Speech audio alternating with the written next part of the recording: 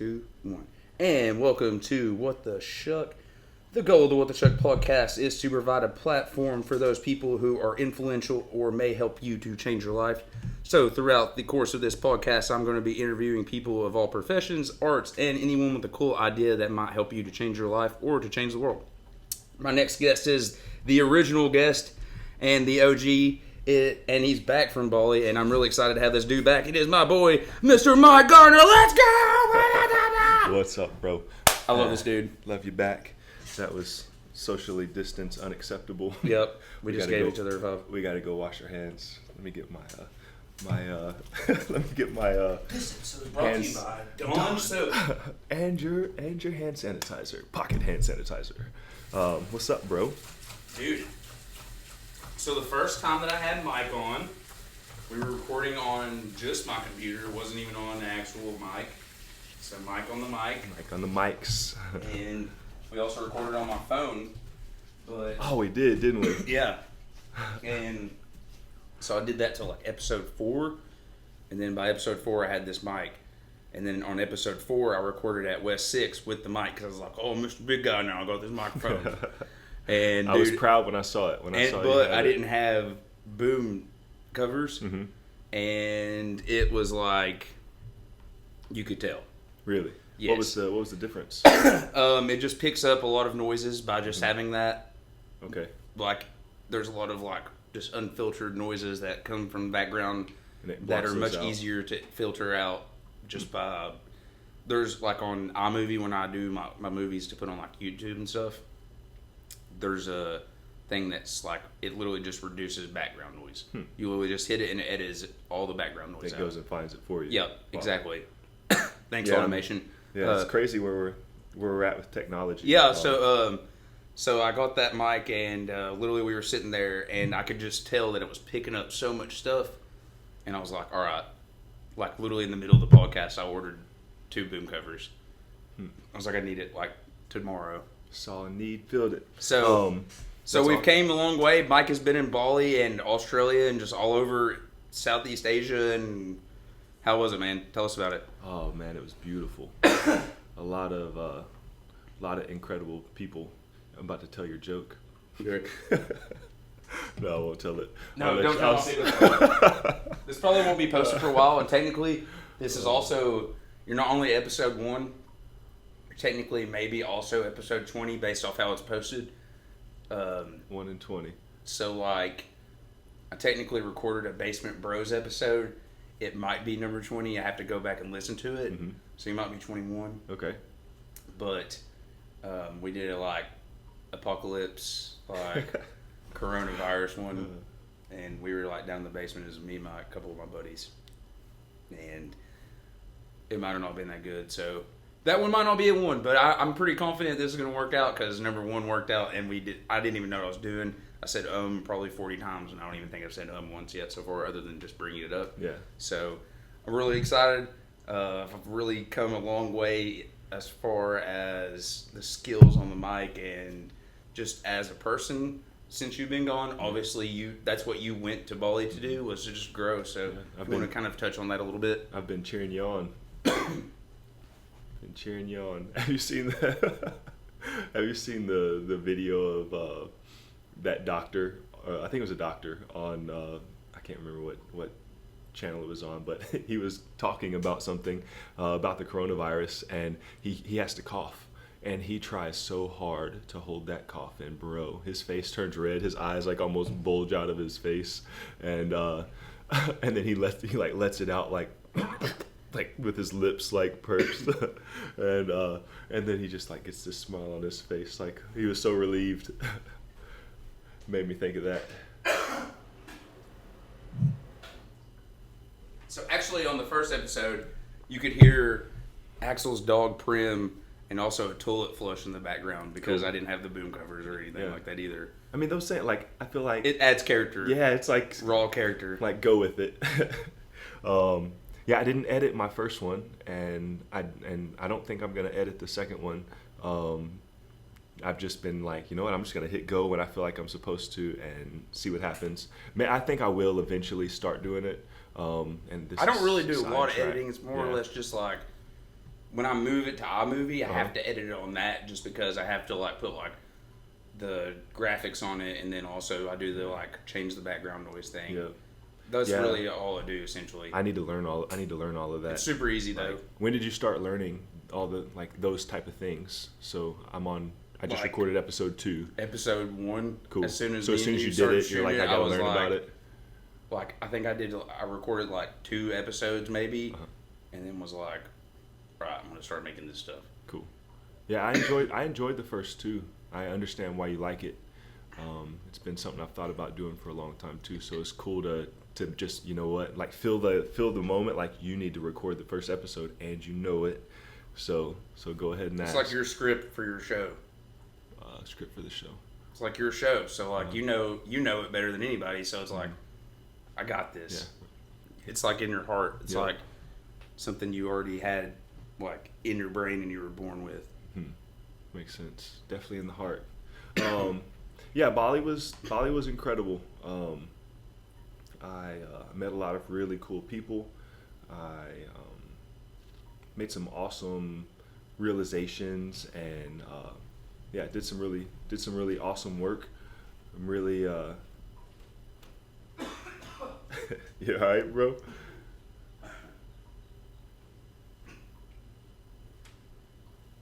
I ate that sandwich too fast.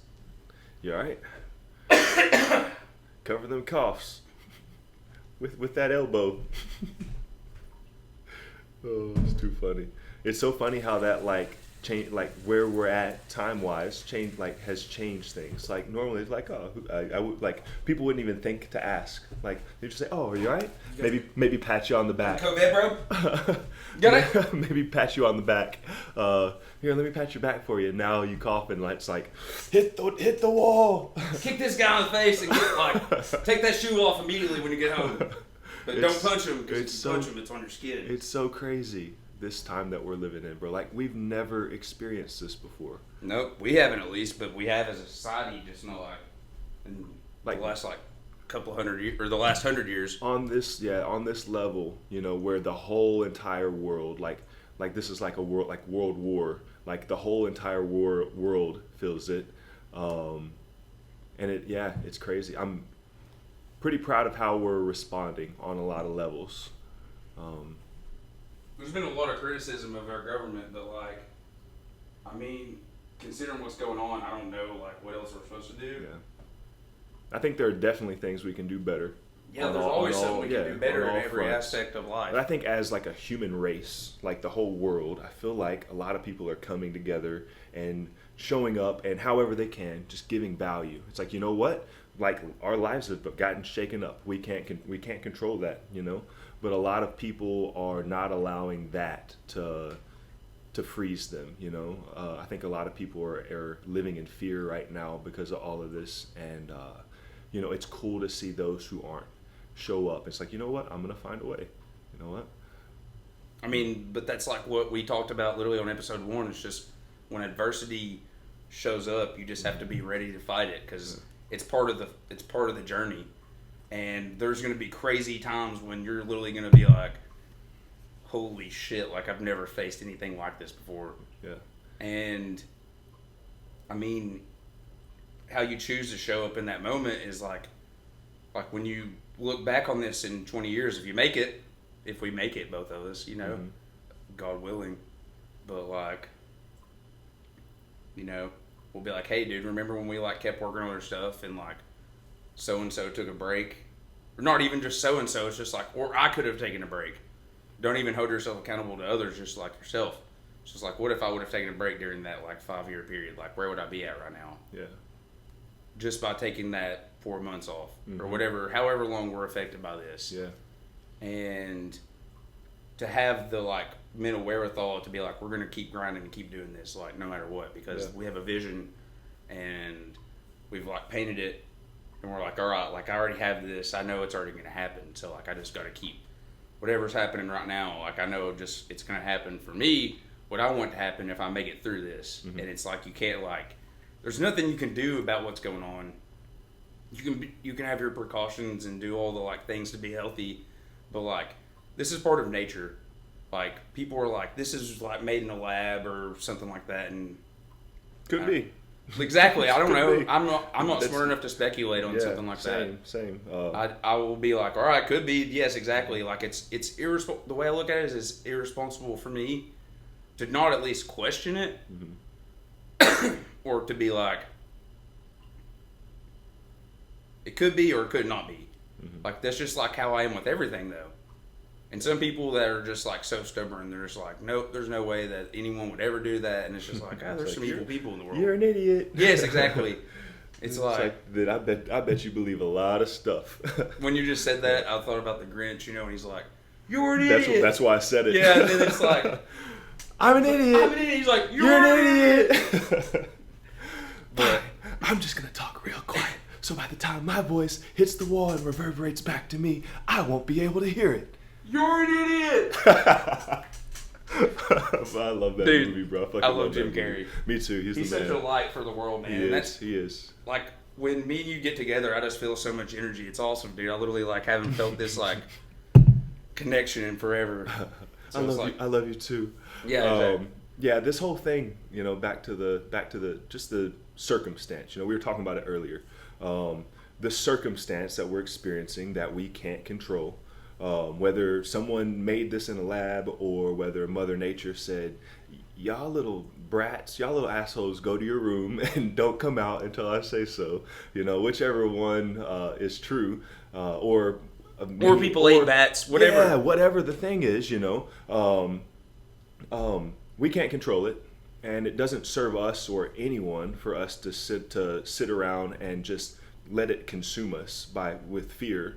Or speculation or whatever, on things we can't control. So I think, like I just learned, I told you I hired a coach, and one of the things that I was talking with her about, she was talking with me about, she was teaching me was this acronym. It's CT-FAR, so letter C, letter T, and then FAR, and I won't go into all of them, but the first one is circumstance. It's like what's happening right now, what's going on, and it's not something that we can control. It's not necessarily good or bad. Because like we talked about earlier, you can look at the coronavirus and find a lot of good things that are happening, or you can focus on all of the bad shit that's happening. So you can't. It's not good or bad. What it is what's our thought about it.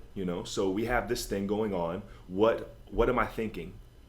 What are my feelings? Like, what are my thoughts about it? What's my worldview? Based on the glasses that I have on, how am I seeing it? Am I seeing it and calling it bad, or am I seeing it and calling it good? So what's my thought? And that thought creates the feeling. So if your thought is, oh my God, this is the end of the world, you're going to feel anxiety. You're going to feel fear. You're going to feel like you're going to go to the store and buy, all the toilet paper and beat up. Damn you all for doing that. I literally need toilet paper and there's none. And beat up an old crazy lady. Shit. Beat up an old lady because you think you got to have her toilet paper. It's because that's the feeling that you gave yourself because of the thought that your brain created because of the habit that it has of creating that thought. So it really is, man, this is a powerful time because this is an opportunity to, like if we're talking cars, to put your car in the garage and lift the hood and see what's going on. We get to sit back and look at ourselves and figure out, who do I want to be at the end of this? 5 months from now, 5 months are going to have passed. That's the only thing that we can guarantee. It really could be 5 months, maybe, by the way, too. if the world doesn't blow up on the 12th day, So maybe 5 months will have passed. But we can't control that. All we can control is how we move through those 5 months. And I think that this time is just a perfect example of, what are you going to do? Like, game's on. What are you going to do? There are no games on. Yeah. The only games on are lives right now. Yeah, See, we're playing real life Sims right now, bitches. Yeah. It's so true. Yeah, dude. I mean, I always follow that mindset too. It's just technically there is no good or bad. It's just it's literally entirely up to you to decide if it's good or bad. Mm-hmm. And it's just like what we were talking about in the book by Viktor Frankl. It's just that dude was in a concentration camp and he chose to literally be going through the shittiest stuff that's literally probably ever happened, way shittier than what we're going through right now. Like, they're like, I'm going to die, or I'm going to eat shitty food, or like just, and he just knew, hey, I got to be positive, because if I choose to be like that dude over there, I can literally tell he's dying right now because he's choosing to be negative. And you could see the switch as soon as he had that, or he made that statement, you know, like, oh, we're doomed. It was like a switch that you see, and it was just like, oh, posture. You are doomed. Yeah. You just Shoulders doomed fall, yourself. You know, you can literally see it in your physical body, you know. The posture that you take tells me exactly where your thoughts are and what you're creating now, you know. That was another piece of that thing that my coach taught me, you know, is like, you're going to take action after that, you know, and that action is going to, you know, dictate your results. But yeah, what a time. Hey, for the gram.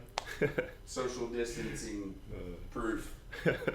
But because I really have been trying to stand over here, but it's just it's an interesting time for sure. It's kind of cool because, like you said, if you're someone who wants to be cooped up in the house and just be stuck and just chill with your family and watch TV and read books, and this is an awesome time, or maybe you have a project you're working on, but it's really just, even if you aren't that type of person, it's just you have to find the strength to be like, hey, there are people who are much less fortunate than we are right now that are going through the same situation, who are like third world countries and like stuff like that. Yeah.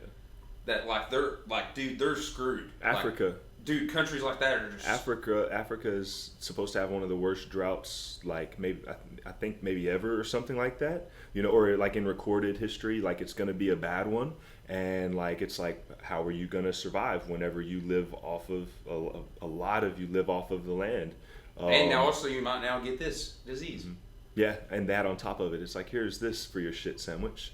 Because if it mutates into like something that can just like stand in like warm weather, then like that's not good. Yeah. It's crazy. And if you're there in that, you know, it's like, okay, you have the opportunity to do the same thing that we are. Here's your circumstance.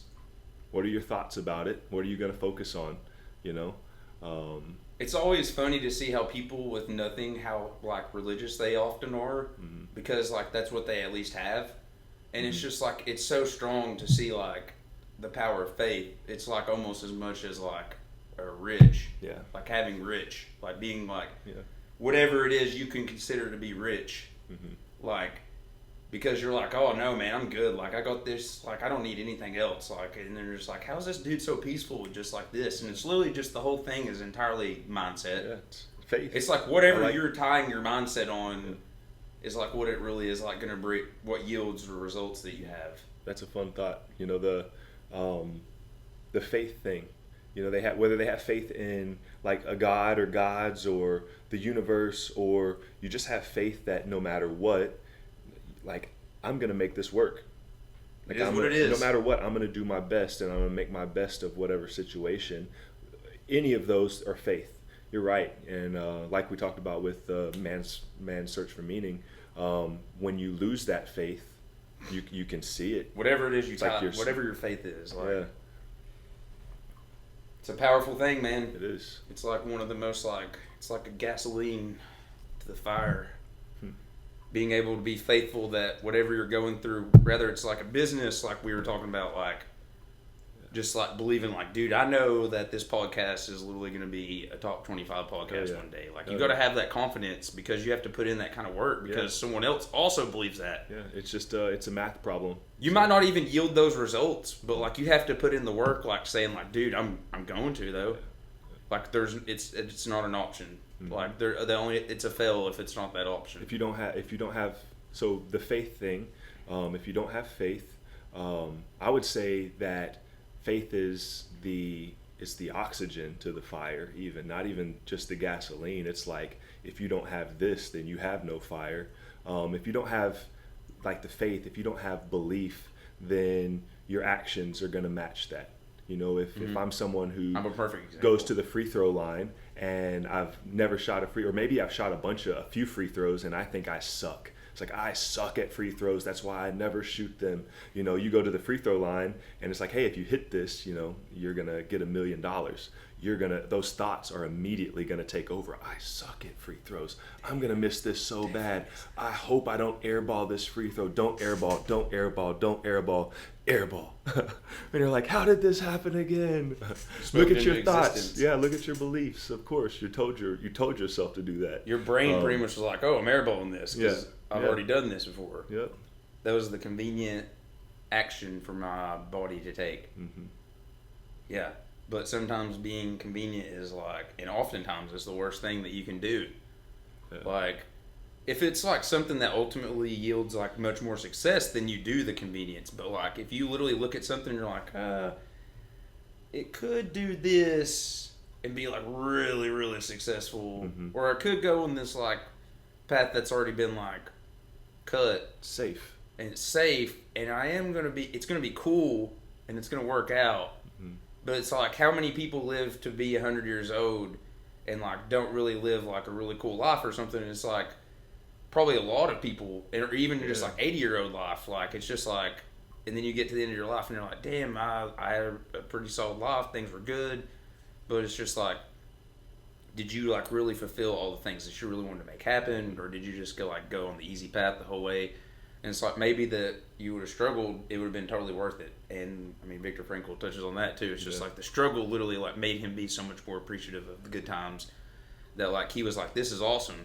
So like someone I think about, like literally who I was kind of like even paraphrasing right there, was David Goggins, dude. I feel like he's just sitting over there like right now, like yeah, doing squat jumps. He's like, coronavirus. I'm gonna fuck that dude up. I'm gonna take its soul. Who is he?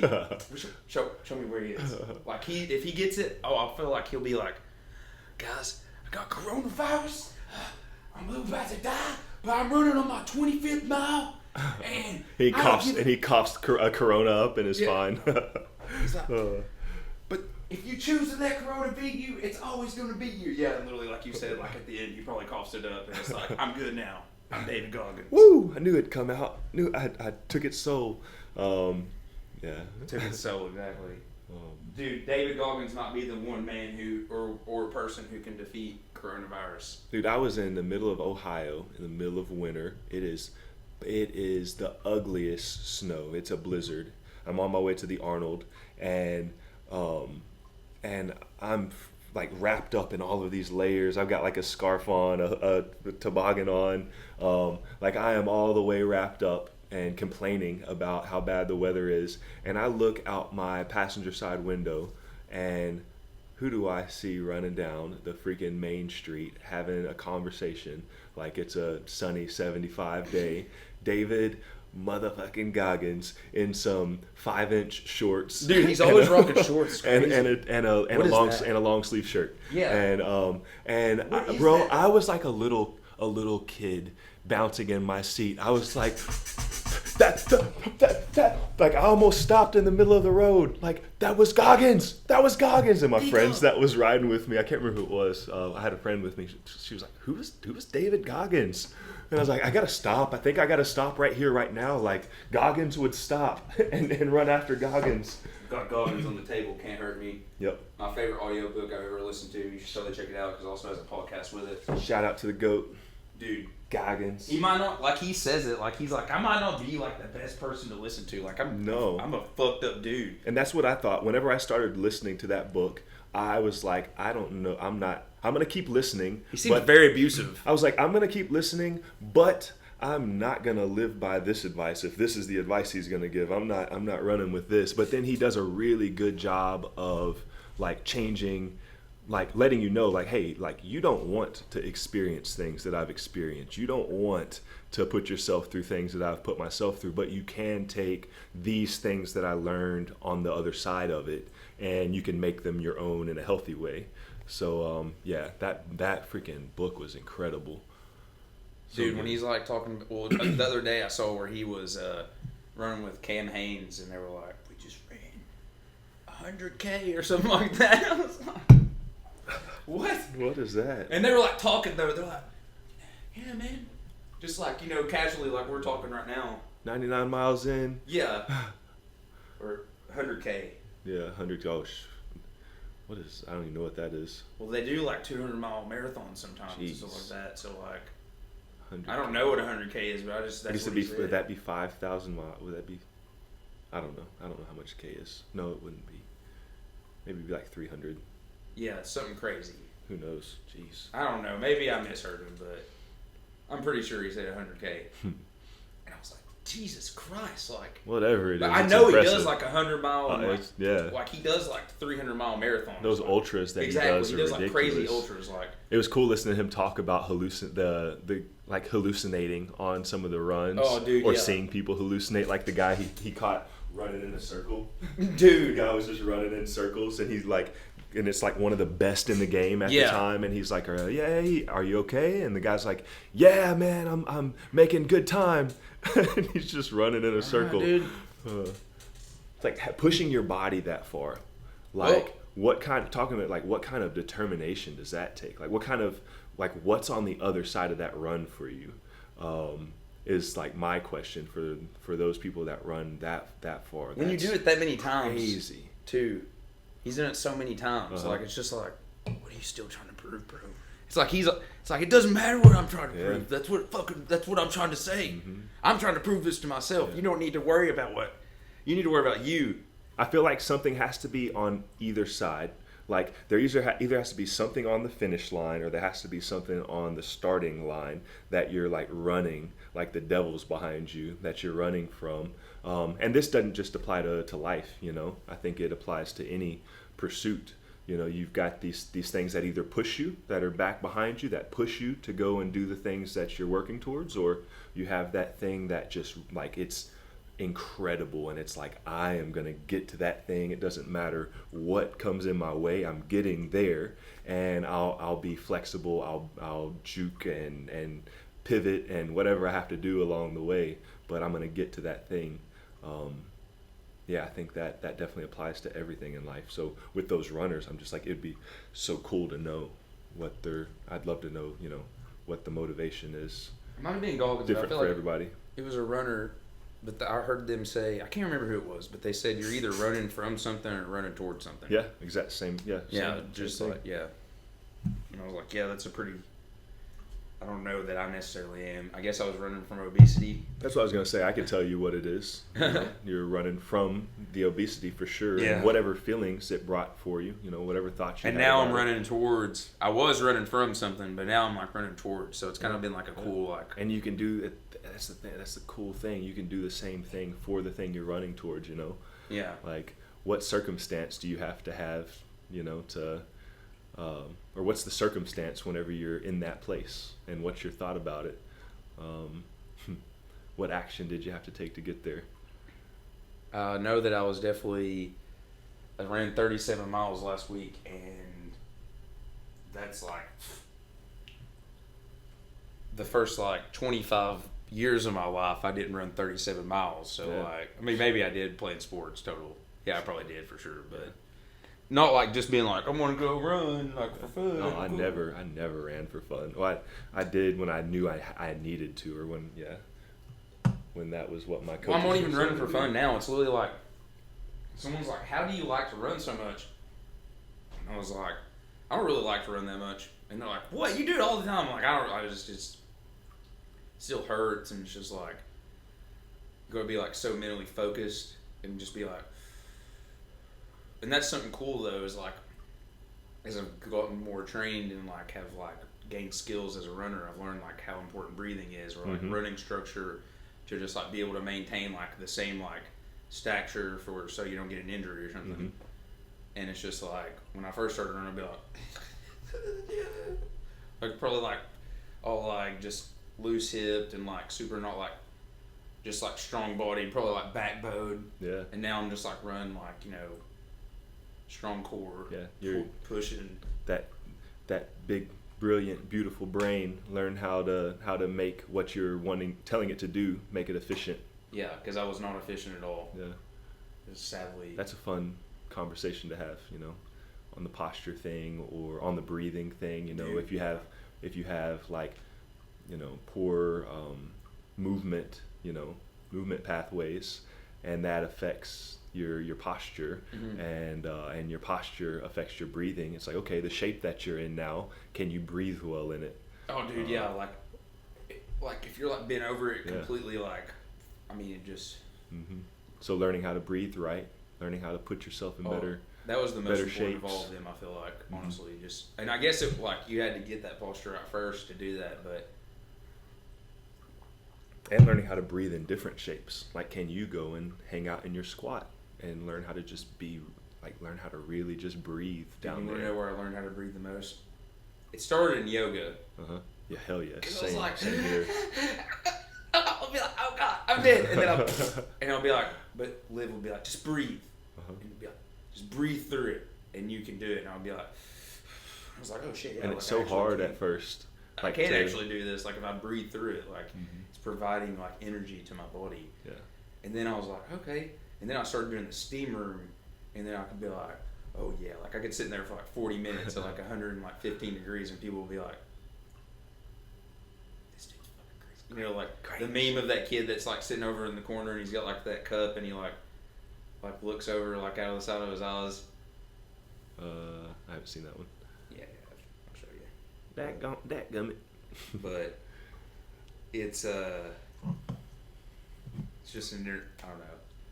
So, do you think that by being cut short on your trip in Bali that you necessarily like didn't achieve what you wanted to go there for, or do you think you still did? No, I did. I was at a place over there where I was like spending more time intentionally thinking about coming back. Like, okay, what does my return look like? Because I felt like it was getting. You could kind of feel it. Yeah, I could feel that it was something I needed to start like thinking about. Like, I was ready to go back and like start putting things into action. So yeah, remind me the question again. Sorry. Just like, do you feel like that when you went to Bali and did I you had the accomplish? plan? Yeah. You had the plan that you were going to be there for like a significantly longer time. Yeah. But like you were obviously interrupted by the crisis going on right now. When I first went, I didn't know how long I wanted to stay. I thought, okay, I'll go and stay for a month or two, and then a month or two turned into 3, turned into 4, and I started thinking like, okay, like this is somewhere I actually want to live here for periods. Like, I think like maybe there are other places, maybe it's not necessarily I go to Bali, but I do want like a yearly sabbatical to be a thing that I do, to just take off. Retreat. Yeah, to take off and just go be with me and my thoughts and my vision, and just really fine tune what I'm doing or what I'm planning to do, So I think those periods are going to be something that I make routine in my life. So I'm really glad that I did it. I learned a lot about myself, about other people. I met some incredible people, took some big action, like I started that podcast with in mind. The reason I started is because I knew I needed to tell my story, which I was afraid to share. So, sharing about props on that, by the way, dude. Yeah, thank you. Sharing about that sexual abuse, that was a huge thing for me. And honestly, I told this to a good friend of mine. That was a big part of why I went to Bali. I knew I needed to have that conversation. I just didn't know how I needed to have it. So it was like, I need to go and just wipe the slate clean and figure out how I want to move through life and how I want to get this off of my chest, and use it.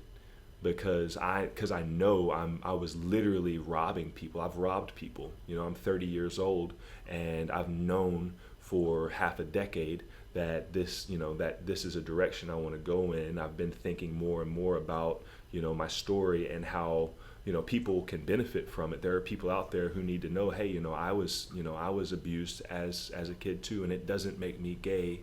It doesn't, it doesn't mean anything about me. I don't have to hide it. I'm not alone.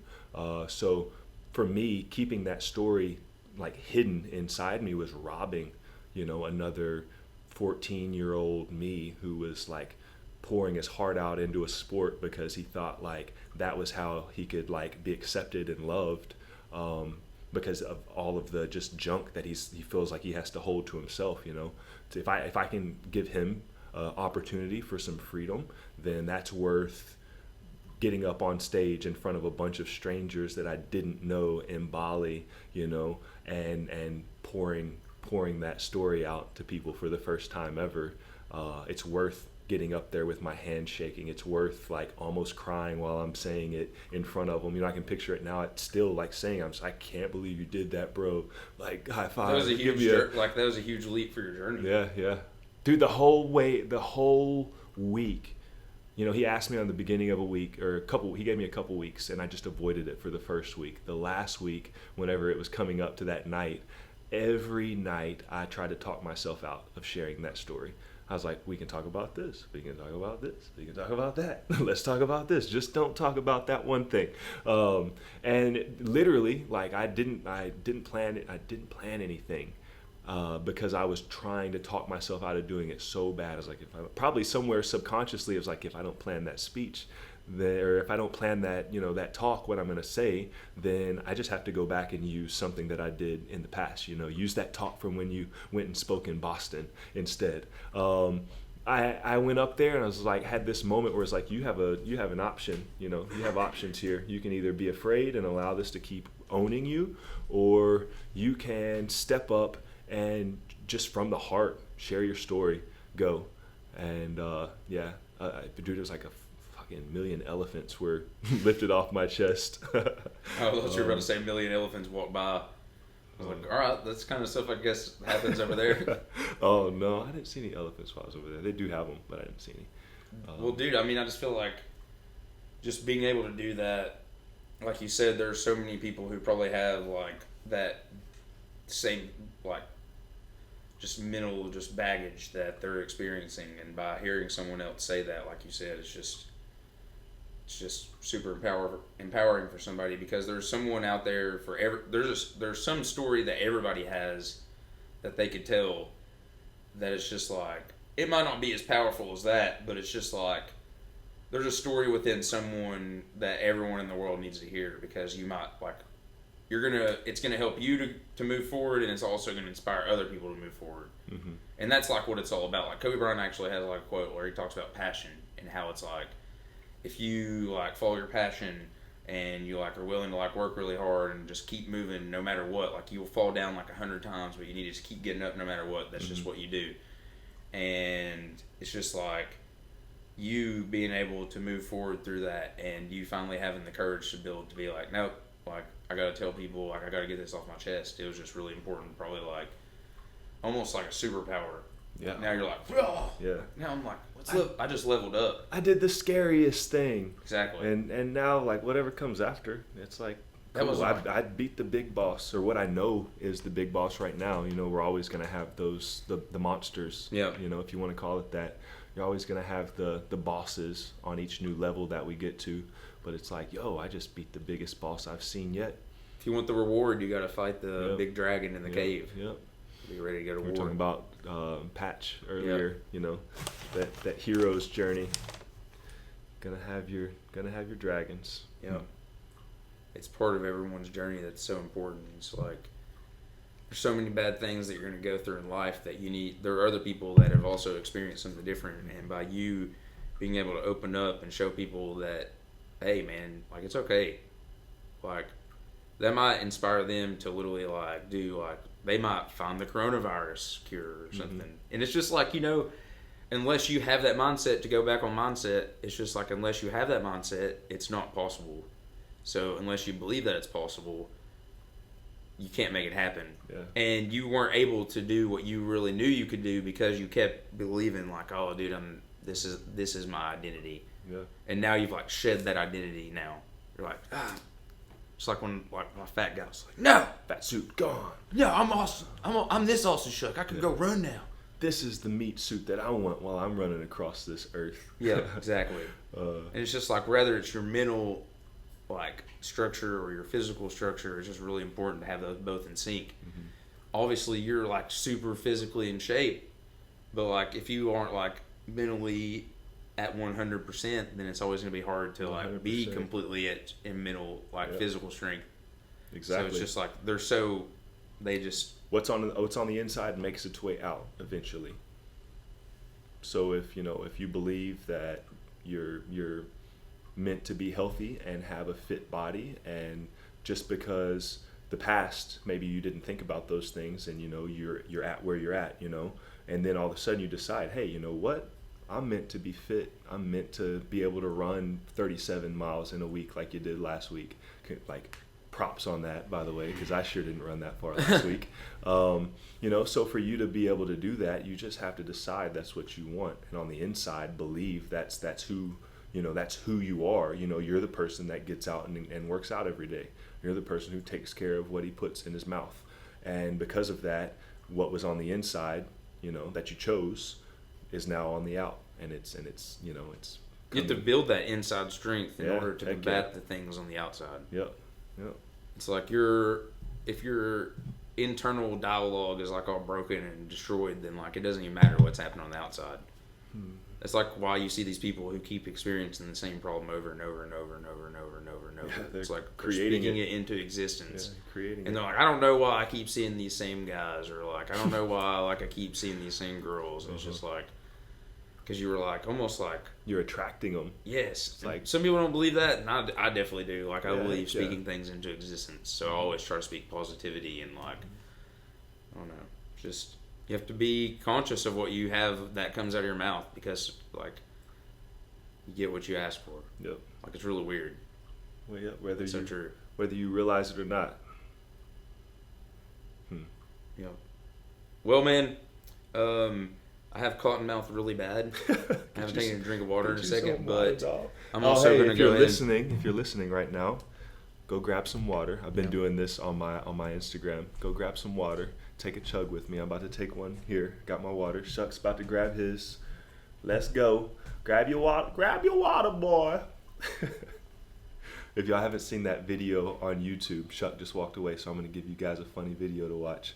Go on YouTube, and there's watch disobedient or dog disobeys. Just put in dog disobeys on YouTube. Shuck's back.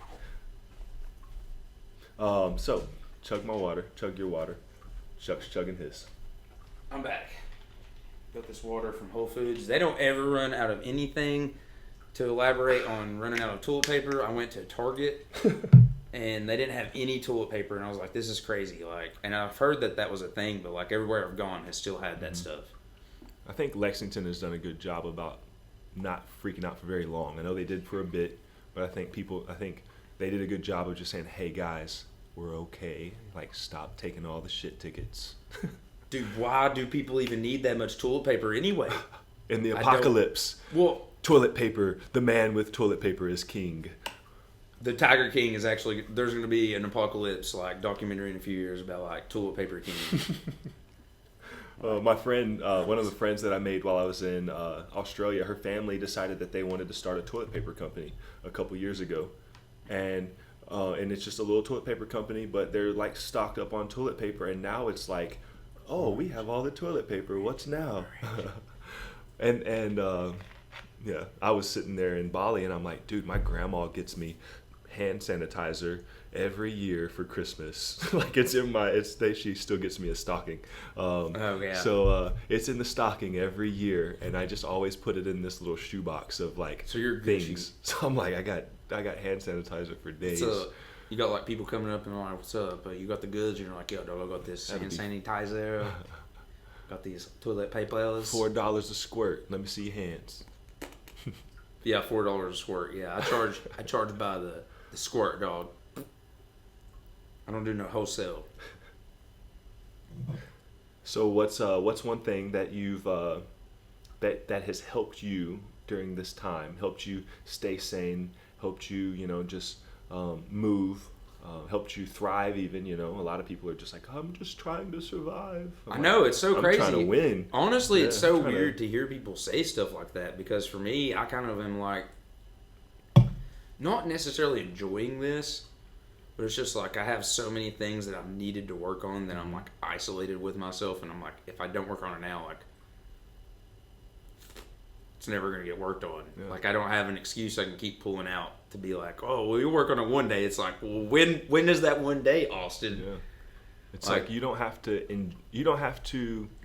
You said it's not like I'm enjoying this, but I can find joy in this. Yes, exactly. You know, I think that's so powerful. You know, it might not be what you're choosing, but you can find joy somewhere, somewhere. You know, and I think that's really important. You know, I gave a tip the other day to one of my masterminds, and I just said, you know, if you find yourself in that situation where you're full of fear or anxiety or whatever, you're angry at the situation.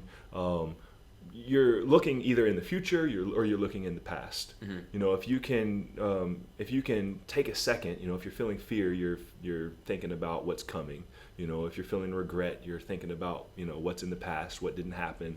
So if you can, in that moment, catch yourself and just say, hey, where am I at right now? Like, where are my feet? Let me be where my feet are. You know, find a couple of things in the room. Like, okay, I found a microphone. I found a coffee cup. I found my beer. I haven't had a Miller Lite in like probably a year. Probably at least 6 months. I did not want to give a shout out to Miller Lite. That was supposed to be just you can edit it out. A Pilsner. You can edit it out. But I was going to say, I was in Bali and they have these things called bentangs. So it's like the only beer that I've been drinking is bentang, and it's probably just as good. Yeah, same. I would say they're both on the same level. Exactly. So, like, that's so sad though. I mean, I had craft beer. They had like a cool Black Sand Brewery in Canggu. If you go to Canggu in Bali, go to Black Sand Brewery. They were pretty awesome. They were very awesome actually. It's actually super cool. And so is it American owned? It's Italian owned. So craft breweries are a thing in Italy too? I guess so.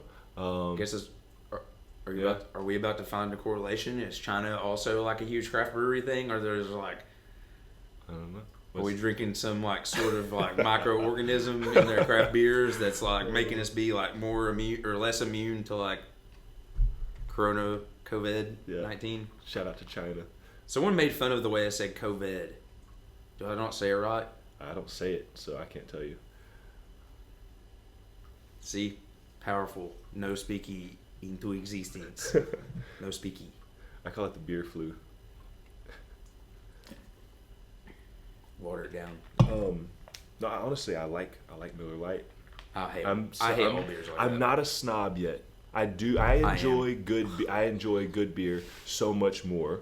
I really enjoy a good beer, but I'm not to the point yet where I won't like enjoy a good Bud Light, Miller Lite. Like I just never liked those. Really? Yeah. What kind of beer guy were you? Just I didn't like beer until I tried craft beer. Oh, I didn't like beer either. I had to like make myself like beer in my my college days. We're gonna play beer pong till 8 a.m, so you better learn to like it. I was just like, I'm gonna just drink a little bit of liquor and then go to bed. Sorry guys, I'm gonna miss all about 40 games. I'm in my shooting stance right now because, or you got to make all the cups, so you don't have to drink the shit. You don't want to play beer pong right now. No. Especially if you play live balls that are like where the balls fall on the floor and you have to like. But if you play with like beer in the cup, that kind of beer pong, I stopped doing that immediately. Yeah, I was like, no. First time, I was like, hey, this is a bad idea, guys. Let's put water in these cups and then we just drink beer. I'll take a drink every time, but you can even pour it into this cup to make sure I'm drinking beer every time.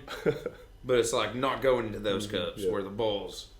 Like I saw a pledge die on that. Not die, but like he was passed out there for like. He threw up there for like a whole morning. Yeah. A whole night. That was a fun little flashback. Yeah. Flash to the college days. But for me, to answer your question, things I've done to stay sane during this time is work on my podcast, work on my website. So those two are like pretty closely tied, obviously. Cool.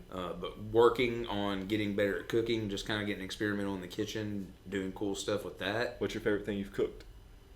Dude, I've cooked a couple really coul things. Mm-hmm. What's your favorite thing you cooked? Let's see. I'm trying to think of everything that I have cooked so far. Cooked steak a few times. First thing that comes to your mind, favorite thing. Dude, well, I'm thinking because I had so many things that I've cooked that were really good. I also did fried rice a couple times that I did no rice.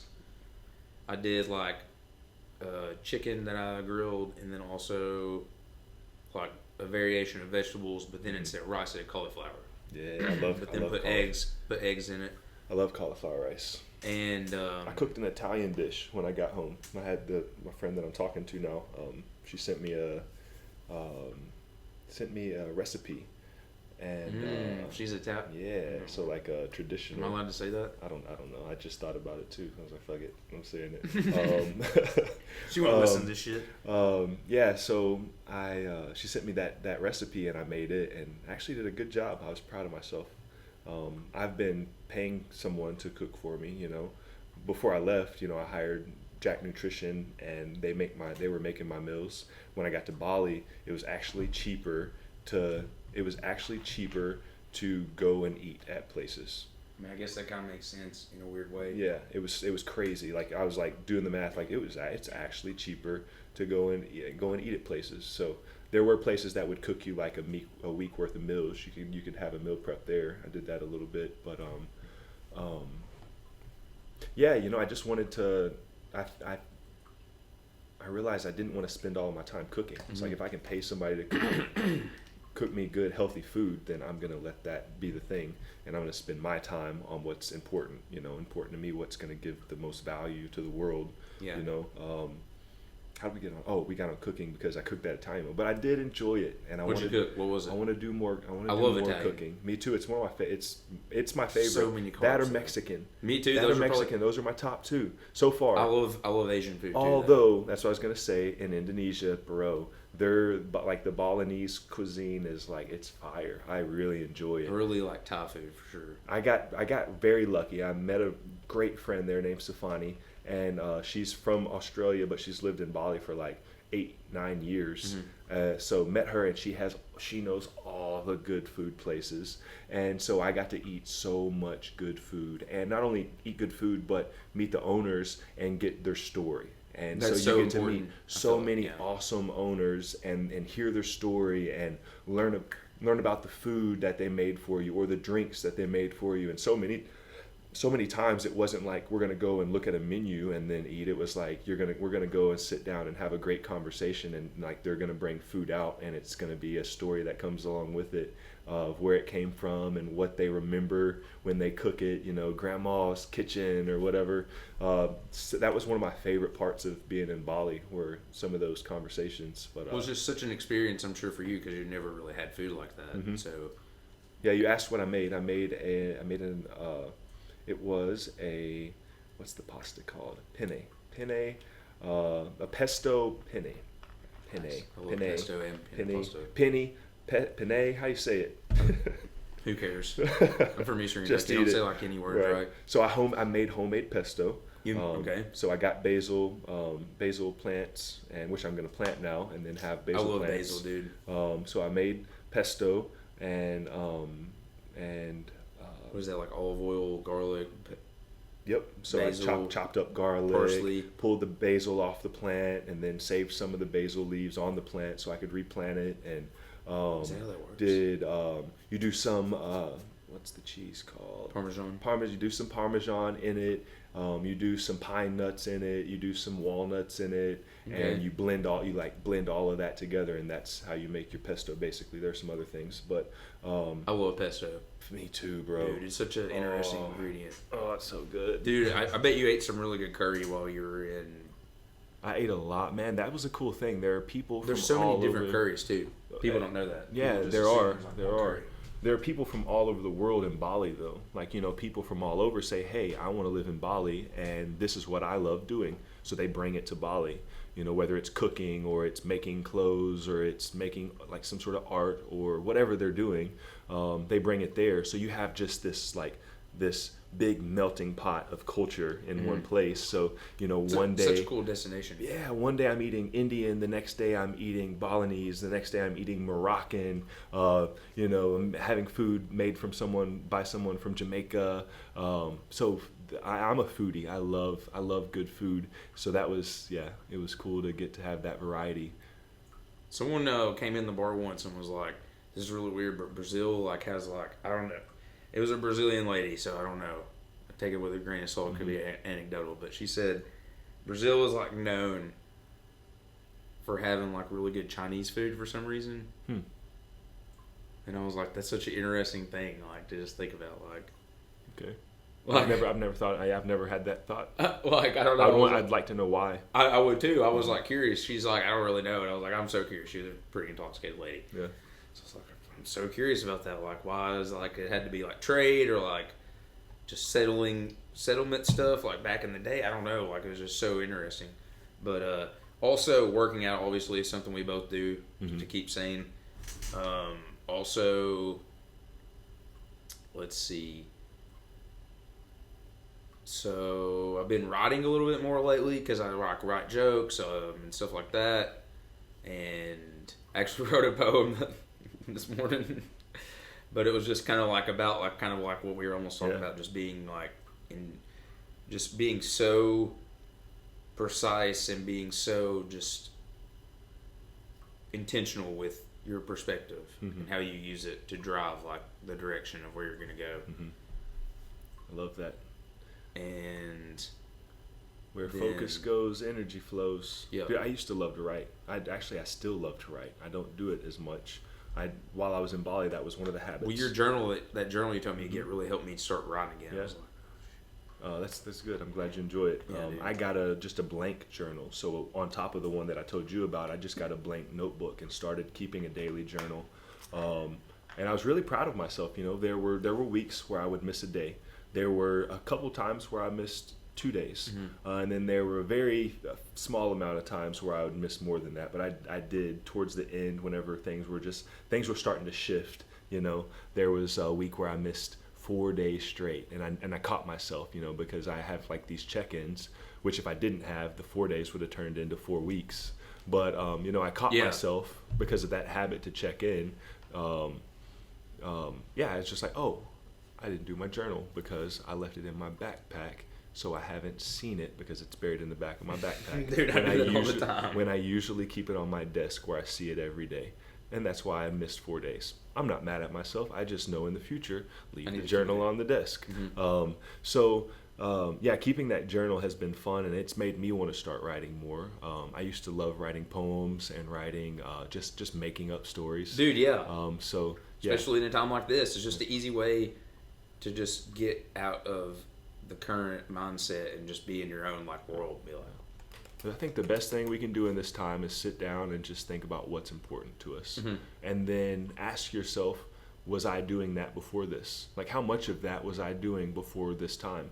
And then say, okay, how important is this thing to me? You know, if it's to learn to play the guitar or it's to start a business or whatever, you know, if it's that important to me, and you look at your previous habits, you know, before COVID or whatever, however you say it, before Corona. Dude, this girl said I said it wrong, and I was like, I probably say like every who word. cares?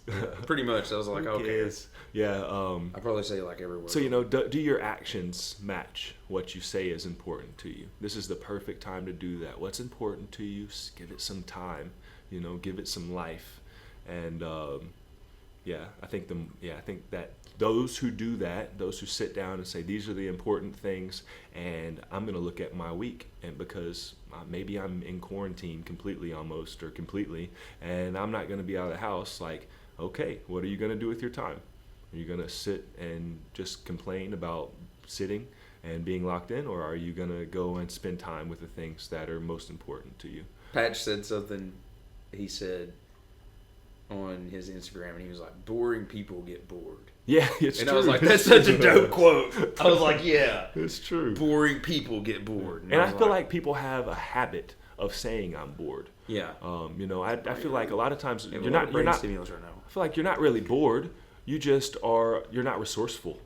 You know, you're not bored. You're not being resourceful. You've got plenty of things that you could do. Maybe you just don't want to sit with what you need to sit with. I think a lot of people are like, I'm bored, because they're like shielding their eyes to the whole pile of shit that they could. I think that's why so many people are like going to have a tough time with this. And it's like we're like almost like ready. I'm not saying for Corona, but for fucking everything. For just like when situations happen. Yeah, like whatever. Maybe not the health, like that's a viral infection or whatever disease that like can kill us. Like so, but for the mindset of how everybody else is like, I'm panicking, like, oh my God. And it's like, well, we've been training for this. Like we're like, you know, Yeah. We're like acting the same. Yeah. Like, and you know, most people are like going crazy.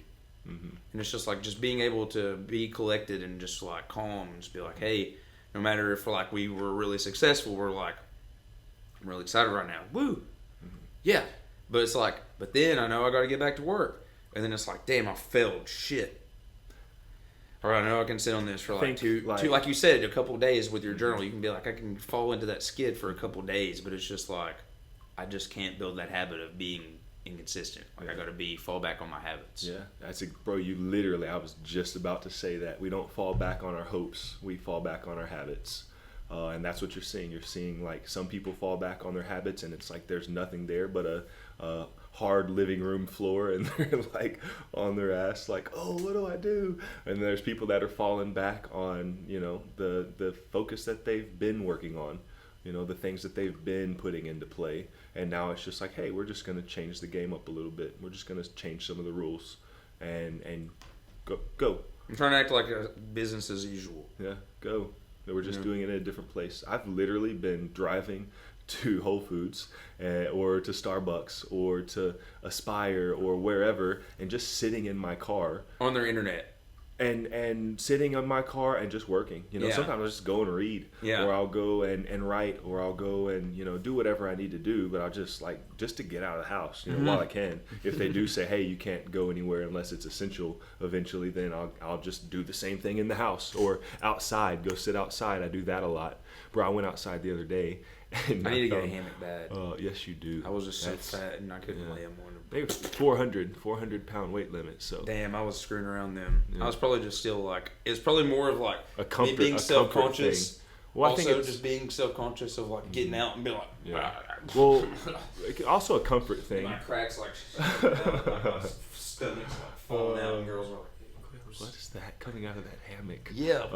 It's like when Jim Carrey crawls out of the ass.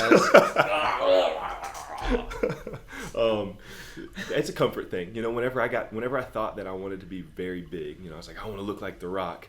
Like whenever I got up to I think it's like 265 at the time, I went and laid in my hammock, and my arms went to sleep. Like my arms literally went to sleep. It was not comfortable to lay in my hammock because of how big I was, or just whatever. And that was when I realized that wasn't what I wanted for my life. So it's like, oh, I don't want this body. Let's go do lots of yoga. Yeah. Yeah. I feel like the yogis are like, hell yeah, man. I'm just hanging out, just doing my yoga still. Smoke some weed, do some yoga. Yeah. It's really important to just maintain positivity during the tough time because, here's what's really cool though that we also talked about. And then we'll probably close this thing down, but we'll touch on the importance of technology and how like we through the last like recession we went through. This has been a little bit different because obviously this is not because our market was unhealthy. This is because of a sickness and a disease that is going rampant through literally all of the world. So it's almost like we're all running on the same clock right now. It's like, you know, like we're all being affected by this at the same time. Like you said, it's like a war that we're facing all at the same time.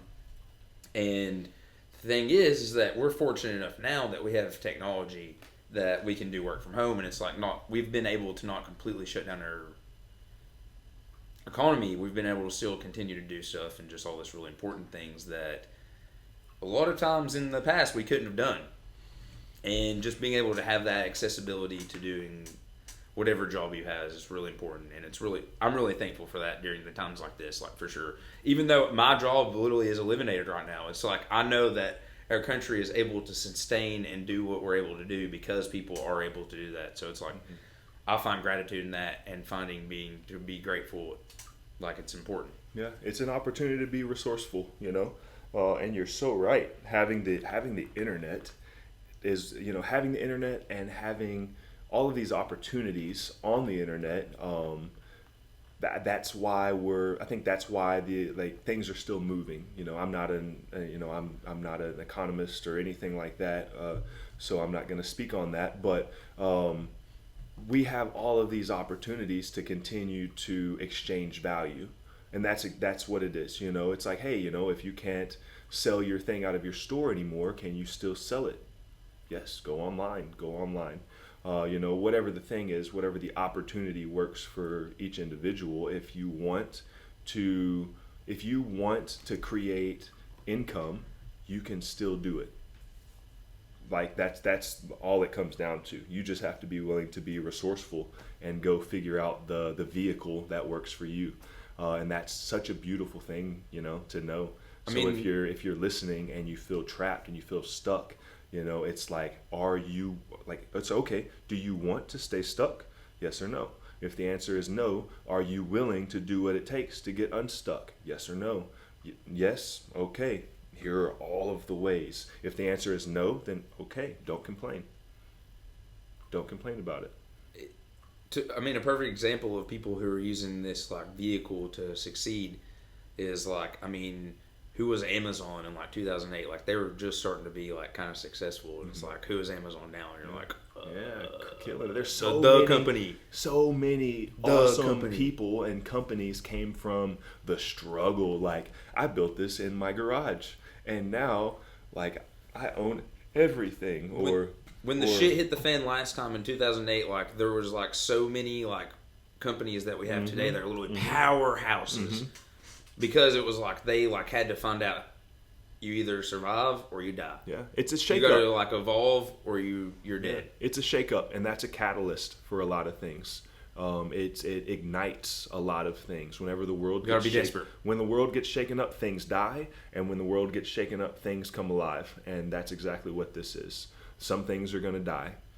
Sadly. As dark as that sounds. No, dude, I totally am on like the same. Some shit's gonna die. Some people are gonna die. Some businesses are gonna die. Some ways of living are gonna die, and new ones are gonna be born. And those of us who have been or are willing to start doing the work to become more and more resourceful, more and more weatherproof, they're gonna be the ones who are the Amazons or the Netflixes or the whatever you want to call out, all of these things that came from these times.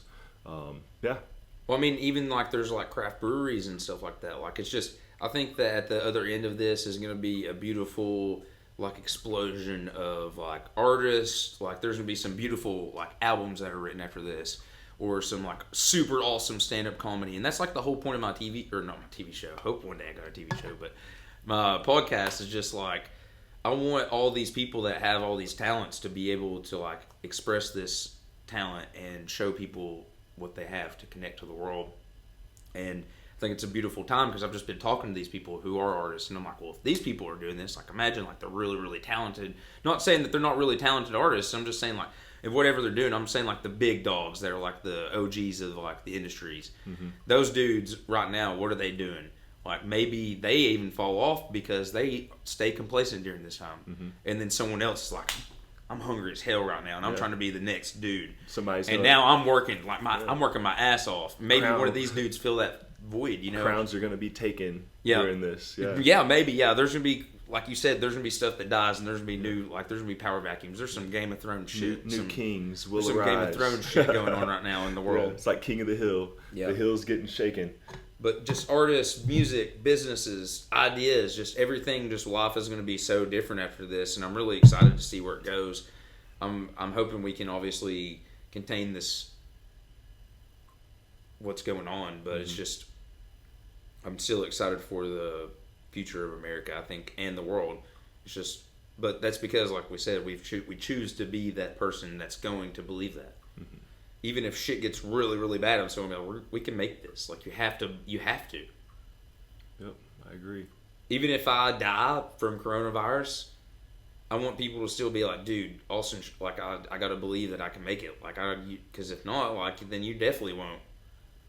It's just, But anyway, so Mike, man, I really appreciate it. It's been awesome seeing you again, dude.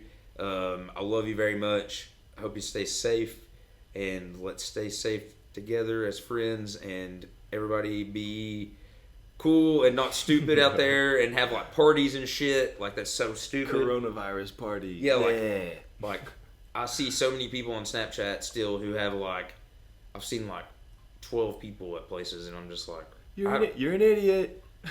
Dude, I don't even know. Maybe even just like one or two people getting together is still bad. Like we've been really like good about not being standing close to each other the whole time. Yeah. But like it's still just you open the doors for me and shit. I'm like literally touching nothing. Yeah. It's true, and it's how you look at it, because there are some people that are looking at it and they're like, you know what, I'm not worried about this thing.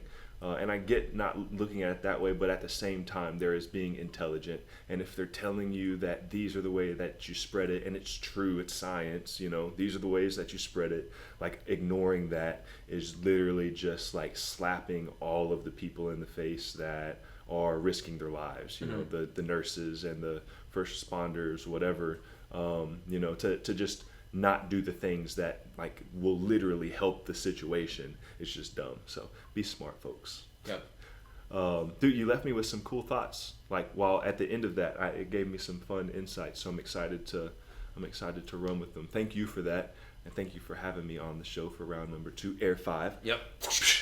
And it's so funny. I'm a hugger. Me too. I'm a hugger, so it's been so hard to like see people I love and just be like, 6 foot hug, go, hug yourself. So thank you for having me on the show again. It's been a blast. Yeah, dude. I obviously planned for you to be a regular on the show, and I can't wait to get on yours. That's what I was gonna say. We got to do ideas. You can be episode 3 if you want. I got episode 2 recorded. I need to post it. Dude, I'm definitely down. We'll link up and talk about this after this. But sure. With so I know that you've been using Instagram Live a lot. Mm-hmm. I'm going to start doing that this upcoming week, so I'm really excited about that. Let's go live together. Yeah, we got to do that too. Just promoting positivity is just so important right now. So that's what I'm trying to do. But love you, dog. If you're listening to What the Shuck, this shit is finally on Apple Podcasts. Yo! I'm so excited about that. It took so long to get that done, but it is finally on there, so you will be able to find this episode on there, as well as YouTube, SoundCloud, and Facebook. Also, if you have any ideas as for who I should have as guest, or I can reach out with Zoom or to talk to remotely, I would really appreciate that during this time because we're all cooped up in the house, so it's totally a good time to be able to do that. Also, I have some really cool guests who I have coming up, so some just really cool things we'll be touching on. But thank you all so much, and don't forget to live the dream and stay safe. Also, real quick before we start, thank you to all of the people who are by some way or in some way influential to the critical infrastructure of our country by being like a truck driver or a pharmacist or a respiratory therapist or a doctor, whatever it is. Thank you so freaking much. The essentialists. Yes, the essentialists. Thank you so much. The grocery store workers. Thank you all. Yeah.